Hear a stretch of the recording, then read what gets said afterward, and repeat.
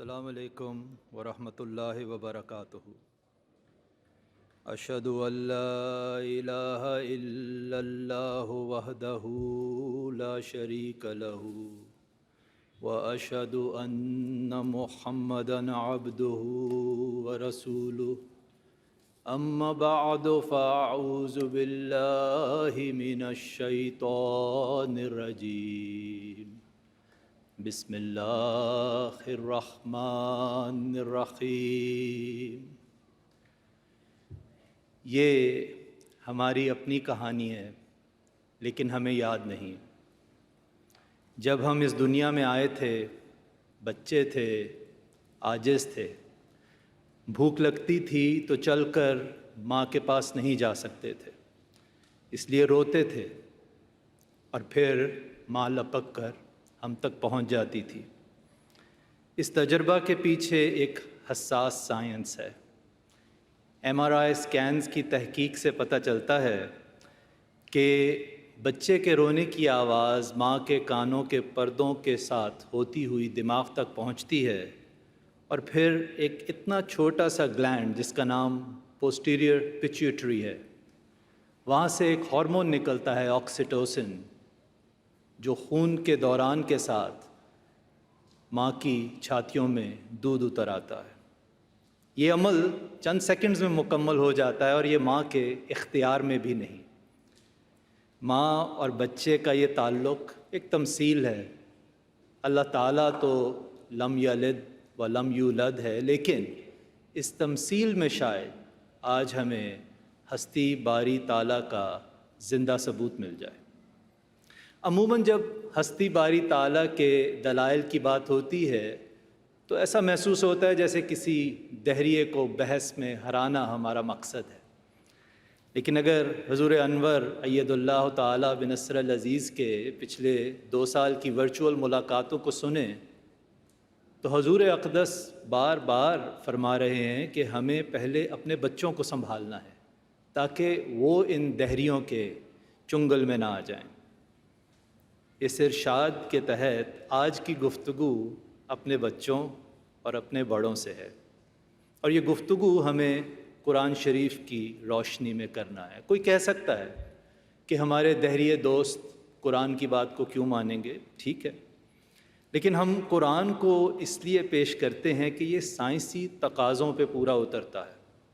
یہ خدا کی طرح چھپی ہوئی چیز نہیں، اس کا مشاہدہ کیا جا سکتا ہے، اس کے دلائل کو تجربے سے گزارا جا سکتا ہے۔ 7ویں صدی کا قرآن آج بھی آپ استنبول کے ٹاپ کیپی محل میں جا کے ہاتھ میں تھاما جا سکتا ہے، اور کوئی دہریہ بھی یہ نہیں کہے گا کہ ہم نے پچھلے 500-600 سال کی سائنسی دریافتوں کو قرآن میں بعد میں داخل کر دیا ہے۔ دیکھیں، اسلام احمدیت کو سائنس سے یا سوالوں سے ڈر نہیں لگتا۔ ہم نے تو سائنس میں بہت ترقی کرنی ہے۔ خلیفۃ المسیح نے تو نوبل انعام کو کم از کم ہدف کے طور پہ مقرر فرمایا ہے، لیکن ہمیں پوری سائنس چاہیے، یہ آدھی سی متکبرانہ سائنس نہیں۔ اس لیے جیسے جیسے ہمارے بچے اسکولوں میں اپنی کلاسوں میں آگے جائیں، ہمارا فرض ہے، والدین کا فرض ہے کہ ہم انہیں یہ بتائیں کہ بہت سے سائنسی حقائق قرآن شریف 1400 سال پہلے بیان فرما چکا ہے۔ حضرت مسلم موعود رضی اللہ عنہ کے الفاظ میں ہم اپنے بچوں کو یہ بتائیں کہ قرآن خدا کا قول ہے اور سائنس خدا کا فعل۔ آپ میں سے کوئی پرائمری اسکول کے بچے ہوں گے، ہو سکتا ہے آپ پڑھ رہے ہوں کہ تقریباً 500 سال پہلے گیلیلیو، کپرنیکس، کیپلر جیسے سائنسدانوں نے یہ دریافت کیا تھا کہ زمین اور سورج ساکت نہیں بلکہ اپنے مدار میں گردش کر رہے ہیں۔ لیکن کیا ہمارے بچوں کو یہ بھی پتہ ہے کہ یہ حقیقت قرآن شریف نے 1400 سال پہلے بیان فرما دی؟ اللہ تعالیٰ سورہ انبیاء میں فرماتا ہے وہی ہے جس نے رات اور دن اور سورج اور چاند کو پیدا کیا، یہ سب اپنے اپنے مدار میں رواں دواں ہیں۔ سیکنڈری اسکول کے بچے بایولوجی یا فزکس میں پڑھ رہے ہوں گے کہ قدرت میں ہر چیز کا جوڑا یا پیئرز موجود ہیں، جیسے پھولوں کے نر حصہ کو سٹیمنز کہتے ہیں اور مادہ حصہ کو پسٹلز۔ لیکن کیا ہم نے اپنے بچوں کو یہ بتایا ہے کہ سینکڑوں سال پہلے اللہ تعالیٰ نے سورہ یاسین میں فرمایا پاک ہے وہ ذات جس نے ہر قسم کے جوڑے پیدا کیے، اس میں سے بھی جس کو زمین اگاتی ہے اور خود ان کی جانوں میں سے بھی اور ان چیزوں میں سے بھی جن کو وہ نہیں جانتے۔ یہ آخری حصہ قابل غور ہے، ان چیزوں میں سے بھی جن کو وہ نہیں جانتے۔ جب یہ آیت نازل ہوئی تھی تو ہم نہیں جانتے تھے، دنیا نہیں جانتی تھی کہ میٹر یعنی مادہ کا جوڑا اینٹی میٹر ہے۔ پال ڈیراک نے 1933 میں اسے دریافت کر کے نوبل انعام حاصل کیا۔ دنیا نہیں جانتی تھی کہ ایک ایٹم کے اندر پروٹونز اور نیوٹرونز ہیں۔ رادرفورڈ اور شیڈوک نے 1919 اور 1932 میں انہیں دریافت کیا۔ دنیا نہیں جانتی تھی کہ ان پروٹونز اور نیوٹرونز کے اندر سب اٹامک پارٹیکلز ہیں جنہیں کوارکس کہتے ہیں۔ زیلمن اور سویگ نے 1964 میں کوارکس کو دریافت کیا۔ آپ سوچ سکتے ہیں کہ ایک ریت کے ذرے میں 45 کروڑ کوارکس کے جوڑے ہیں۔ دنیا نہیں جانتی تھی، مگر ان آیات کریمہ سے پتہ چلتا ہے کہ ہمارا خدا جانتا تھا۔ ایک طرف رادرفورڈ، ڈیراک، گیلیلیو، کپرنیکس، گیلمن، شیڈوک، ان جیسے لاکھوں پاؤنڈز کی لیبارٹریز میں کام کرنے والے نوبل انعام جیتنے والے سائنسدان، اور دوسری طرف عرب کے صحراؤں میں ایک امی رسول صلی اللہ علیہ وسلم جو لکھنا پڑھنا نہیں جانتا۔ اگر اس کائنات کا کوئی خالق نہیں، کوئی خدا نہیں، تو کس نے یہ سائنسی راز رسول اللہ صلی اللہ علیہ وسلم پہ کھول دی؟ اور اگر یہ محض اتفاق ہے تو ہمیں دوسری مذہبی کتابوں میں اس کثرت سے ایسے اتفاق کیوں نہیں ملتے؟ کالج جانے والے وہ بچے جو سمندروں کی سائنس پڑھ رہے ہیں، جسے ہم اوشناگرافی کہتے ہیں، وہ جانتے ہیں کہ سمندر کو 3 حصوں میں تقسیم کیا ہے سائنسدانوں نے۔ پہلی زون کو یوفوٹک زون کہتے ہیں جو پہلے 200 میٹر تک ہے، جہاں تک روشنی سرایت کرتی ہے۔ اگلی زون کو ڈسفوٹک زون کہتے ہیں جو 200 سے 1000 میٹر تک ہے، جہاں تھوڑی تھوڑی روشنی ہے۔ لیکن تیسری زون ایفوٹک زون میں مکمل اندھیرا ہے۔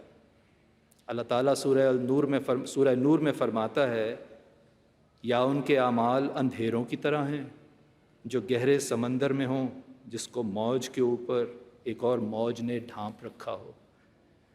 جب 2012 میں جیمز کیمرن بحر الکاہل کی تہہ تک گیا تو اس کا خیال تھا کہ وہ عجیب و غریب مچھلیاں دیکھے گا۔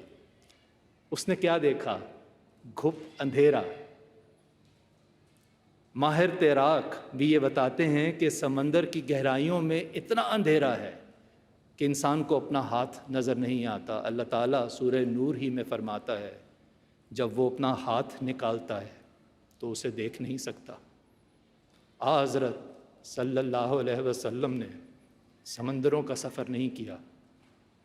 اگر قرآن کریم خدا کا کلام نہیں تو اس امی رسول کو سمندروں کی تہوں میں چھپے اندھیرے کس نے دکھائے؟ اور کچھ چیزیں ایسی ہیں جن کے بارے میں سائنس کہتی ہے کہ ہم انہیں نہیں دیکھ سکتے، لیکن قرآن کہتا ہے تم انہیں دیکھو گے۔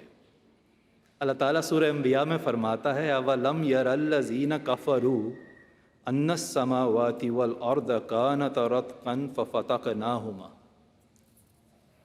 کیا انہوں نے نہیں دیکھا جنہوں نے کفر کیا کہ آسمان اور زمین دونوں بند تھے، بس ہم نے انہیں کھول دیا۔ یہ آیت بگ بینگ اور بلیک ہولز کی پیشگوئی کرتی ہے، لیکن مزید غور کریں تو ایک لطیف نقطہ سمجھ میں آتا ہے۔ اللہ تعالیٰ فرما رہا ہے اَوَلَمْ يَرَ، کیا انہوں نے نہیں دیکھا؟ صرف 10 سال پہلے تک سائنسدانوں کا خیال تھا کہ بلیک ہولز کو نہیں دیکھا جا سکتا کیونکہ اس میں سے روشنی بھی باہر نہیں نکلتی۔ لیکن پھر 4 سال پہلے ایونٹ ہورائزن ٹیلیسکوپس کے ذریعے سائنسدانوں نے بلیک ہولز کو بھی دیکھ لیا، اور ان کی تصاویر نیشنل جیوگرافکس اور باقی رسالوں میں ہم سب نے بھی دیکھ لی۔ اولم یرا، کیا یہ سب دیکھ کر بھی ہم ہستی باری تعالیٰ کو ماننے سے انکار کر دیں؟ جس نے 1400 سال پہلے ان رازوں کی نشاندہی فرما دی تھی۔ دیکھیں، بچے جوان ہو جائیں، ان کی شادیاں ہو جائیں، اللہ انہیں اولاد سے نواز دے، تب بھی ہستی بارہ تعالیٰ کے قرآنی دلائل ان کی رہنمائی کرتے رہتے ہیں۔ اولاد نرینہ کی خواہش تو ایک فطری امر ہے، اس میں تو کوئی قباحت نہیں، لیکن ایسی ماؤں کو طعنے دینا، تکلیفیں دینا جنہیں اللہ تعالیٰ نے صرف بیٹیوں سے نوازا ہو، یہ تو ظلم ہے۔ لیکن 20ویں صدی کے شروع میں بہت سے سائنسی تجربات سے یہ ثابت ہو گیا کہ ہونے والے بچے کی جنس کا تعلق تو مرد کے جرثومے یا کروموزوم سے ہے، عورت کا تو اس میں کوئی دخل ہی نہیں۔ مغربی دنیا کے لیے یہ ایک حیران کن سائنسی انکشاف تھا، لیکن قرآن تو 1400 سال سے ان مظلوم ماؤں کے حق میں کھڑا تھا۔ اللہ تعالیٰ سورہ نجم میں فرماتا ہے، اسی نے نطفہ سے نر اور مادہ کو پیدا کیا۔ بیٹیوں، بہوؤں، ماؤں پر ظلم کرنے والے یہ سوچ لیں کہ ایک دن اس خدا کو حساب دینا ہے۔ بہت سی مثالیں ہیں جہاں اللہ تعالیٰ نے کوئی بات قرآن شریف میں بیان کی اور سائنس نے سینکڑوں سال بعد اسے دریافت کیا۔ پہاڑ ساکت نہیں بلکہ بادروں کی طرح چل رہے ہیں، سورہ نمل۔ ہم نے پانی سے ہر چیز کو زندہ چیز کو پیدا کیا، سورہ انبیاء۔ جلد سب سے زیادہ درد کو محسوس کرتی ہے، سورہ نساء۔ جنینیت یا ایمبریولوجی کی تفصیل، سورہ مومنون۔ جینیٹک انجینئرنگ، سورہ نساء۔ کشش ثقل، سورہ رعد۔ ایسڈ رین، سورہ واقعہ۔ واٹر سائیکل، سورہ زاریات۔ اور کئی آیات ہیں جو نظریہ ارتقاء یا ایوولوشن کی جزوی تائید کرتی ہیں۔ قرآن شریف نے تو ہستی باری تعالیٰ کے دلائل کا انبار لگا دیا ہے۔ ہستی باری تعالیٰ کے دلائل تو پھیلا دیے ہیں قرآن نے، آسمانوں میں بھی اور سمندروں کی تہوں میں بھی، چاند اور سورج میں بھی اور ریت کے ذروں میں بھی۔ ہستی باری تعالیٰ کی دلیل تو ہر وہ احمدی ہے آپ میں سے جس نے قبولیت دعا کا ذاتی تجربہ کیا ہے۔ ہستی باری تعالیٰ کا ثبوت تو یہ جماعت ہے، ہر نبی کی جماعت ہے، جو ایک بچے کی طرح کمزور ہوتے ہوئے دنیا کی سب طاقتوں کو ہرا دیتی ہے۔ صرف دیکھنے والی آنکھ چاہیے۔ خدا کے ثبوت تو ہر طرف ہیں۔ اللہ تعالیٰ سورہ حدید میں فرماتا ہے، وَهُوَ مَعَكُمْ أَيْنَمَا كُنْتُمْ، وہ تمہارے ساتھ ہوتا ہے جہاں کہیں بھی تم ہو۔ لیکن تقریباً 25 سال کی دنیاوی تعلیم کے بعد افسوس ہے کہ ہم بڑے ہو جاتے ہیں، یا شاید ہماری انا بڑی ہو جاتی ہے، جس کی طرف کل خلیفۃ المسیح نے ہمیں افتتاحی خطاب میں توجہ دلائی۔ بچوں کی طرح رونے کی بجائے ہم کچھ بڑوں کی طرح بحث کرنے لگتے ہیں، اور کچھ نوجوان عادی سی سائنس پڑھ کر سمجھتے ہیں کہ اب انہیں اپنے حقیقی خالق کی ضرورت نہیں رہی۔ اس کے بارے میں کوانٹم فزکس کا ایک بانی ورنر ہائزنبرگ کہتا ہے، سائنس کے گلاس سے پہلا گھونٹ پیتے ہی آپ بحریہ ہو جائیں گے، لیکن اسی گلاس کے پیندے میں خدا آپ کا انتظار کر رہا ہے۔ سائنس کے گلاس سے پہلا گھونٹ پی کر کچھ لوگ سوال کرتے ہیں کہ کائنات خدا نے بنائی تو پھر وہ خدا کہاں ہے؟ سائنسی تجربات کی طرح ہمیں نظر کیوں نہیں آتا؟ یہ تو ایسے ہی ہے جیسے ماں کے پیٹ میں ایک بچہ یہ سوال کرے کہ میری ماں کہاں ہے، نظر کیوں نہیں آتی؟ حالانکہ ماں تو ہر طرف ہے۔ جیسے الیکٹرو میگنیٹک اسپیکٹرم کی شعاعیں ہمارے ہر طرف پھیلی ہیں، لیکن کیا آپ جانتے ہیں کہ انسان کی آنکھ ان 1000 اگر شعاعیں ہوں تو ان میں سے 996 کو نہیں دیکھ سکتی۔ حضرت مسیح موعود علیہ الصلاۃ والسلام فرماتے ہیں، جس کو خدائی کا جلوہ دیکھنا ہے اسے چاہیے کہ دعا کرے۔ ان آنکھوں سے وہ نظر نہیں آتا بلکہ دعا کی آنکھوں سے نظر آتا ہے۔ یہ ہے خدا کو دیکھنے کی سائنس۔ کچھ ایک گھونٹ پی کر سائنس کا یہ بھی کہتے ہیں کہ اگر دنیا خدا نے بنائی ہے تو خدا کو کس نے بنایا ہے؟ یہ تو ایسے ہی ہے جیسے کوئی کہے کہ اس کمرے کو احمد نے پینٹ کیا ہے تو احمد کو کس نے پینٹ کیا ہے؟ مضحکہ خیز بات ہے۔ اسے کیٹیگری مسٹیک کہتے ہیں، یعنی کسی چیز کو غلط زمرے میں پرکھنا۔ خدا ہماری طرح مادہ سے نہیں بنا، لطیف الخبیر ہے۔ اس عظیم روحانی اسرار کو ہم ایک تنگ سے سائنسی دائرے میں سمجھ تو نہیں سکتے۔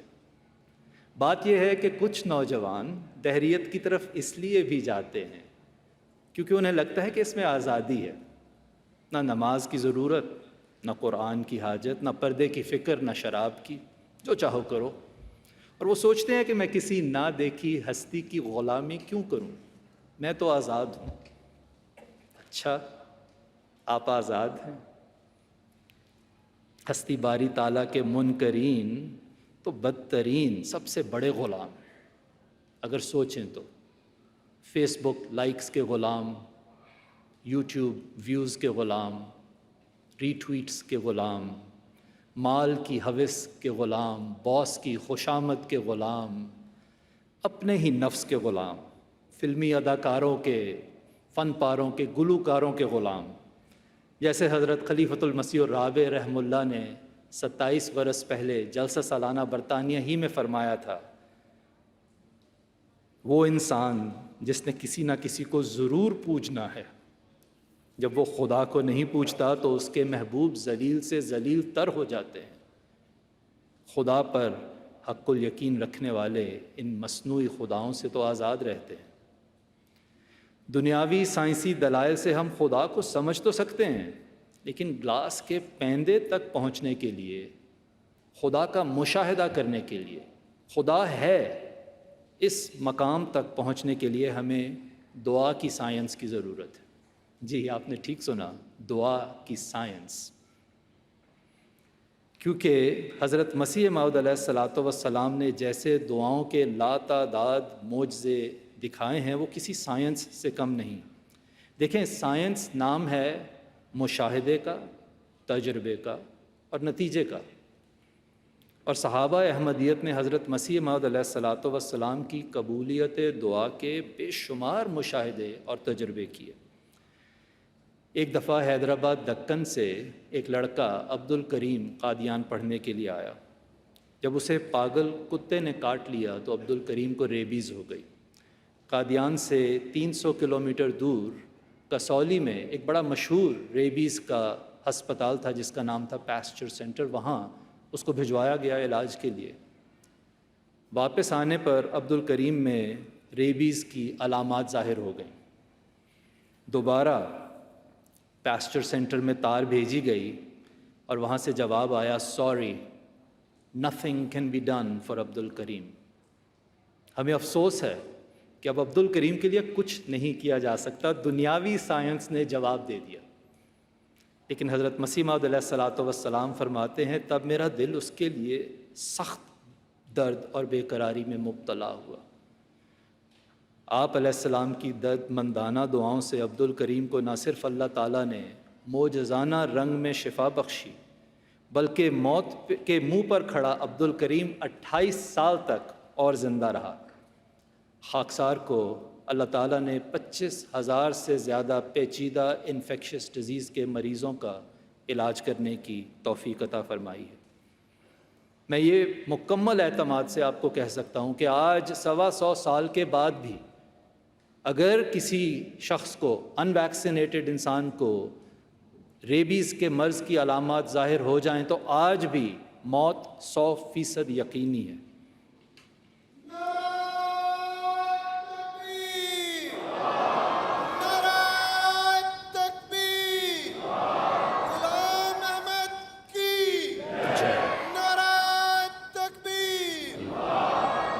جن صحابہ نے عبد الکریم کی معجزانہ شفا کا مشاہدہ کیا ہوگا، آپ سمجھتے ہیں ان کو ہستی باری تعالیٰ کے بارے میں کسی اور دلیل کی ضرورت رہ گئی ہوگی؟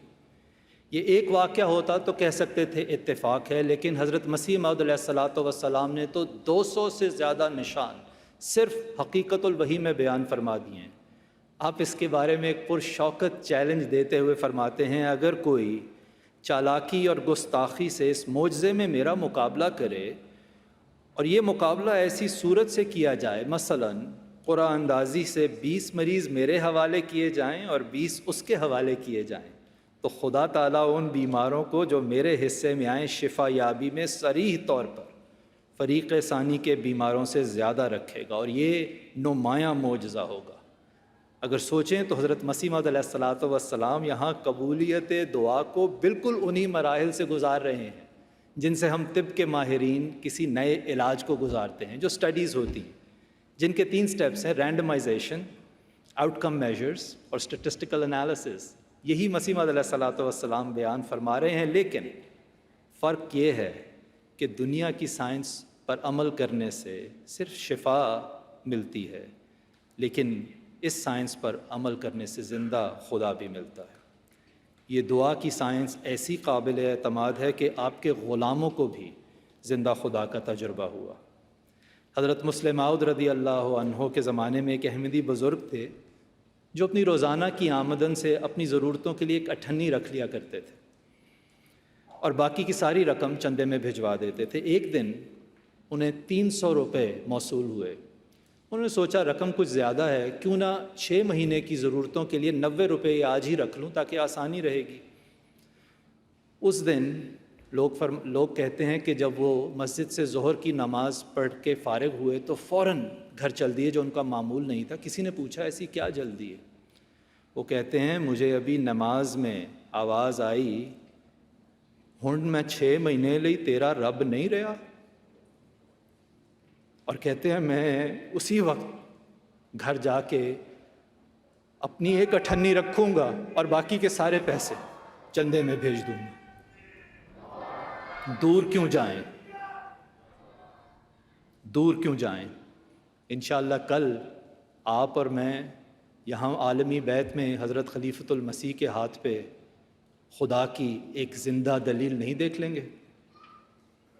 ہمیں اپنے بچوں کو بتانا ہے کہ دہریت کا راستہ سائنس کا راستہ نہیں، تکبر کا راستہ ہے۔ اسی تکبر کی طرف تو اشارہ کرتے ہوئے حضرت خلیفۃ المسیح اید اللہ تعالیٰ بنصر العزیز نے فرمایا کہ جب حضور نے رچرڈ ڈاکنز کو قرآن شریف کی 5 والیوم کامنٹری اور فلاسفی آف ٹیچنگز آف اسلام بھجوائی تو اس نے کہا آپ میری کتابیں پڑھیں، مجھے آپ کی کتابوں کی ضرورت نہیں۔ Richard Dawkins, Sam Harris, Christopher Hitchens جیسے نام نہاد فلاسفر سائنس کے گلاس سے چند گھونٹ پی کر اپنے تکبر اور شیخیوں کو عقل کا نام دیتے ہیں۔ ان کے لیے تو حضرت مسیح موعود علیہ الصلاۃ والسلام نے فرمایا تھا آواز آ رہی ہے یہ فونوگراف سے، ڈھونڈو خدا کو دل سے نہ لاف و گزاف سے۔ سائنس کے گلاس کے پیندے تک کا سفر ایک لمبا سفر ہے۔ تحقیق سے پتہ چلتا ہے کہ ایک بڑی سائنسی پیش رفت کے لیے آج کل ایک اچھے سائنسدان کو 20-25 سال صرف کرنے پڑتے ہیں۔ اسی طرح ہم اور ہمارے بچے بھی 20-25 سال کالجوں، اسکولوں، یونیورسٹیز میں جان مارتے ہیں۔ آج دعا کی سائنس کی اعلیٰ ترین یونیورسٹی خلافت ہے۔ سوال یہ ہے کہ کیا ہم نے 20 سے 25 سال اتنی ہی محنت اور سچائی سے اس یونیورسٹی کی خدمت بھی کی ہے؟ اس یونیورسٹی سے استفادہ کیا ہے؟ کیا ہماری یہ توقع جائز ہے کہ ایک ڈگری پانے کے لیے تو ہم اور ہمارے بچے 25 سال محنت کریں، لیکن زندہ خدا کو پانے کے لیے ہم 25 دن بھی رو رو کر دعائیں نہ کریں؟ حضرت مسیح موعود علیہ الصلاۃ والسلام فرماتے ہیں اللہ تعالیٰ کے فضل و کرم کا دودھ بھی ایک گریا کو چاہتا ہے، رونے اور آہ و زاری کو چاہتا ہے، اس لیے اس کے حضور رونے والی آنکھ پیش کرنی چاہیے۔ وہ عظیم نبی صلی اللہ علیہ وسلم جو پیدا ہوا تو ایک یتیم تھا، جس کی ماں 6 سال میں اسے چھوڑ گئی۔ اس نے غار حرا کی تاریکی میں کس کرب سے دعائیں کی ہوں گی، کس دل سے خدا کو ڈھونڈا ہوگا کہ خدا خود اس تک پہنچ گیا۔ بہت سال بعد بھی جب حضرت عبداللہ بن الاشخیر فرماتے ہیں میں نے رسول اللہ صلی اللہ علیہ وسلم کو دیکھا جب وہ نماز پڑھ رہے تھے، ان کی چھاتی سے رونے کی وجہ سے ایسی آواز آ رہی تھی جیسے کیتلی میں پانی ابل رہا ہو۔ آپ کے غلام صادق نے بھی دل ہی سے خدا کو ڈھونڈا۔ ایک صحابی لکھتے ہیں کہ طاعون کے دنوں میں ایک رات میں نے حضرت مسیح موعود علیہ الصلاۃ والسلام کو سجدہ ریز اس طرح گڑ گڑاتے ہوئے دیکھا جیسے ہنڈیا ابل رہی ہو۔ قریب ہو کر میں نے سنا تو آپ دعا کر رہے تھے کہ اے اللہ اس عذاب سے دنیا کو بچا لے۔ اب کرنا کیا ہے؟ دیکھیں، باتوں سے تو کچھ نہیں فائدہ ہوگا، تقریریں تو بے معنی ہیں اگر ہم ان رستوں پہ نہ چلیں جو حضرت خلیفۃ المسیح نے ہمارے لیے معین فرمائے۔ پہلا کام تو یہ ہے، دو کام کرنے۔ پہلا کام تو یہ ہے کہ ہماری عمر کتنی ہی بڑی ہو جائے، خدا کے حضور ہمیں اسی کمزور عاجز بچے کی طرح حاضر ہونا ہے، اپنی کہانی یاد کرنی ہے، بھولنی نہیں۔ جب بچپن میں بھوک لگتی تھی تو ہم ماں پر شک تو نہیں کرتے تھے، بحث تو نہیں کرتے تھے، اس کی موجودگی کا انکار نہیں کرتے تھے، اور زیادہ روتے تھے اور اونچا روتے تھے۔ ہمارے پاس ماں تک پہنچنے کی طاقت نہیں تھی، لیکن ماں ہماری چیخیں سن کر ہم تک پہنچ جاتی تھی، اور اتنا سا تھا ماں کی رحمت کا منبع، پوسٹیریئر پیچیٹری۔ اللہ تعالیٰ کی رحمت لامتناہی ہے، اور وہ فرماتا ہے لا تدرکہ الابصار وہو یدرک الابصار۔ نظریں اس تک نہیں پہنچ سکتی، لیکن وہ نظروں تک پہنچتا ہے۔ نمازوں میں رو رو کر دعائیں مانگنی ہیں، ضرورت پڑنے پر خود استخارہ بھی کرنا ہے، کیونکہ حضرت مسیح موعود علیہ الصلوۃ والسلام فرماتے ہیں قبولیت دعا ہستی باری تعالیٰ کی زبردست دلیل ہے۔ کالج کی سائنس پر جتنا وقت ہم دیتے ہیں، دعا کی سائنس پر بھی دیں، ہستی باری تعالیٰ کے سارے سوال حل ہو جائیں۔ اور دوسرا کام یہ ہے کہ اپنے نمونے سے دنیاوی علم کے ساتھ ساتھ اپنے بچوں کو نماز اور قرآن کی طرف بلانا ہے۔ بچوں، اس کرکٹ میچ سے پہلے نماز پڑھ لیتے ہیں، اچھا اس نیٹ فلکس شو کو شروع کرنے سے پہلے قرآن کی تلاوت کر لو۔ یاد رکھیں کہ عیسائیت سے دہریہ ہونے والوں میں اور اسلام سے دہریہ ہونے والوں میں ایک بڑا واضح فرق ہے۔ عیسائی جب بائبل کو غور سے پڑھتے ہیں تو دہریت کی طرف چلے جاتے ہیں، مسلمان جب قرآن کو غور سے نہیں پڑھتے تو دہریت کی طرف چلے جاتے ہیں۔ حضرت مسیح موعود علیہ الصلوۃ والسلام فرماتے ہیں سائنس 1000 ترقی کر لے، قرآن پر غالب نہیں آ سکتی۔ اگر ایک محنتی سائنسدان کی طرح کئی سال تک ہمیں ان بنیادی باتوں پر عمل کرنے کی توفیق عطا ہو جائے، یہ باتیں جن کی طرف حضور انور ہمیں کب سے بلا رہے ہیں، تو اللہ کے فضل سے شاید وہ مقام عطا ہو جائے جس کے بارے میں حضرت مسلم موعود رضی اللہ عنہ نے فرمایا تھا کہ ہم خدا کے ہو جائیں اور خدا ہمارا ہو جائے، ہم خدا کو دیکھیں اور دنیا ہم میں خدا کو دیکھے، تب انشاءاللہ کسی دہریے سے بحث کرنے کی ضرورت ہی نہیں رہے گی، کیونکہ احمدیت کا مقصد دماغوں کو ہرانا نہیں، دلوں کو جیتنا ہے۔ یہ راستہ لمبا ہے، یہ راہ تنگ ہے، پہ یہی ایک راہ ہے، ہم نے مایوس نہیں ہونا۔ اس لیے اب حضرت مسیح موعود علیہ الصلوۃ والسلام کے پر امید الفاظ سے اس گفتگو کو مکمل کرتے ہیں۔ حضور فرماتے ہیں ایک بچہ جب بھوک سے بے تاب ہو کر دودھ کے لیے چلاتا اور چیختا ہے تو ماں کے پستان میں دودھ جوش مار کر آ جاتا ہے۔ بچہ دعا کا نام بھی نہیں جانتا، لیکن اس کی چیخیں دودھ کو کیوں کر کھینچ لاتی ہیں؟ کیا ہماری چیخیں جب اللہ تعالیٰ کے حضور ہوں تو وہ کچھ بھی کھینچ کر نہیں لا سکتی؟ آتا ہے اور سب کچھ آتا ہے، مگر آنکھوں کے اندھے جو فاضل اور فلاسفر بنے بیٹھے ہیں وہ دیکھ نہیں سکتے۔ ڈھونڈو خدا کو دل سے، نہ لاف و گزاف سے۔ وآخر الدعوانا الحمدللہ رب